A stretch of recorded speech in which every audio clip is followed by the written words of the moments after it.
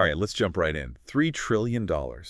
That's the number we're talking about today. Yeah, $3 trillion. It's a pretty huge milestone for Uniswap. The first decentralized exchange, or DEX, to Yeah. hit that in all-time trading volume. It's monumental. It really is. And it kind of shows how significant these DXs are becoming, you know?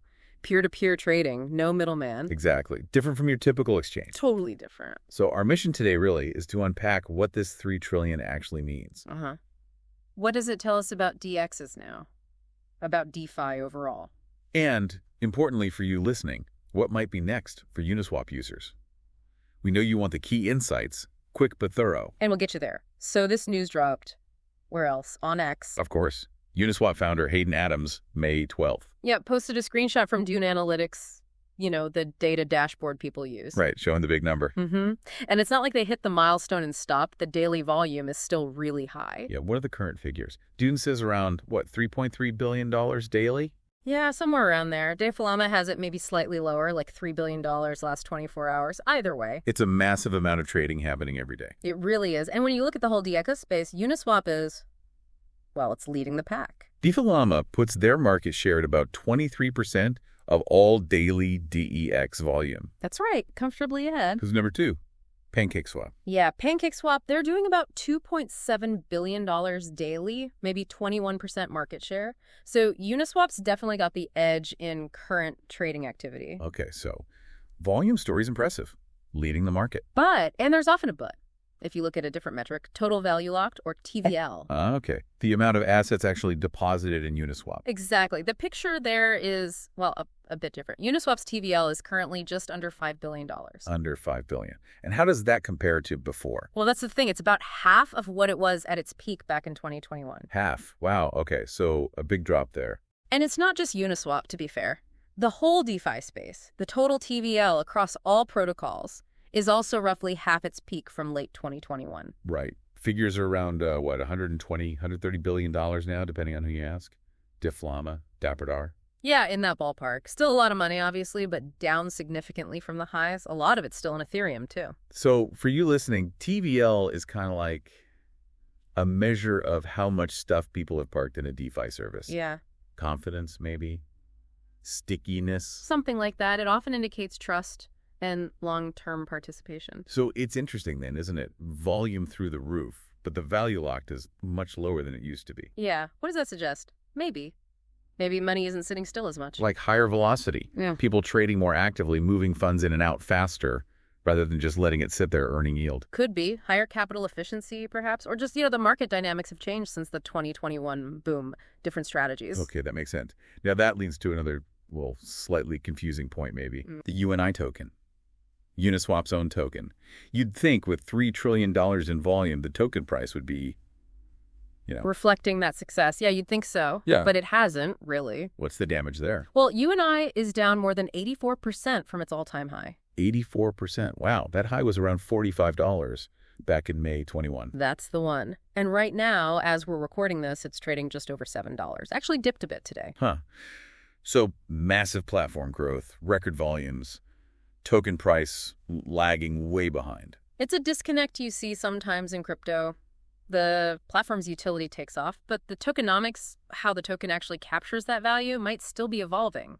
Or maybe the market just values it differently. It definitely makes you wonder about the link between platform usage and token value. It's not always direct. Not always, no. It raises questions about future value, accrual, governance power, all that stuff. Right. But okay, it wasn't all just looking back at the volume milestone on May 12th, was it? No, not at all. Same day, same founder, Hayden Adams. Another big announcement. Looking forward this time. Ah, yes, the wallet news. They're launching their own 7702 wallet. And supporting others, too. Exactly. And the goal they stated is pretty ambitious. One-click swapping for everyone. One-click swapping. That sounds efficient. Something our listeners probably appreciate. Definitely ties into making DeFi easier. And this 7702 thing, it's tied to a new Ethereum improvement proposal, EIP-7702. Okay, EIP-7702. Led by Vitalik Buterin, right? Activated recently with the Pectra upgrade, May 7th. Yep, all correct. It's a pretty significant upgrade for Ethereum accounts. So what does it actually do for the user, besides the one-click swaps? Well, a couple key things. One is better security. thinking ahead to potential quantum computing threats. That's more long-term. Okay, future-proofing. Right.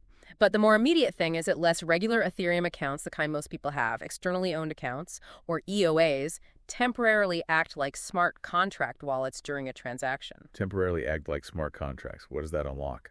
It unlocks a lot, actually. Things like bundling multiple actions into one transaction, setting up social recovery for your keys. Ah, like if you lose access. Exactly.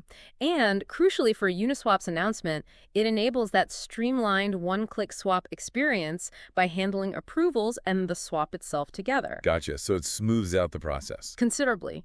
And Uniswap isn't the very first mover here. Trust Wallet already rolled out an upgrade using similar smart account features. Okay, so they're jumping on a trend, essentially. A potentially very important trend for user experience in DeFi. So thinking about you, the listener, if this one-click swapping becomes the norm on Uniswap, that could really lower the barrier to entry, couldn't it? Absolutely. It removes friction points. Yeah. Makes DeFi feel a bit less clunky, maybe more like a Web 2 experience in terms of ease of use. Which could potentially bring in more users. Drive adoption. That's the hope, I think. Easier access, smoother trading.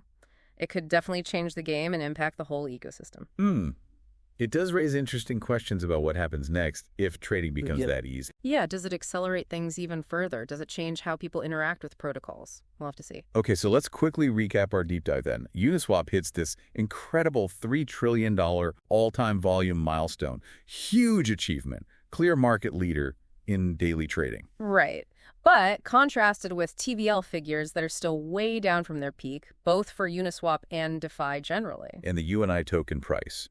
Definitely not keeping pace with that platform volume growth. Still down significantly. But then there's the forward-looking move, embracing EIP-7702 for their own wallet and aiming for that seamless one-click swap experience. Which could be a really big deal for usability. Potentially, yes. So the final thought we wanted to leave you with is this. You have Uniswap dominating trading volume, even with lower locked assets compared to its past highs. Now they're pushing for a much simpler user experience with this smart wallet tech. So what could all this signal for the future? Are we moving towards a DeFi landscape that's less about just locking up capital long-term and more about, I don't know, faster, more agile trading?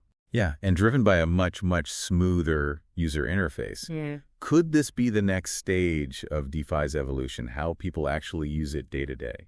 It's definitely something to keep an eye on. The whole space feels like it's shifting again, something for you to think about as you navigate it all.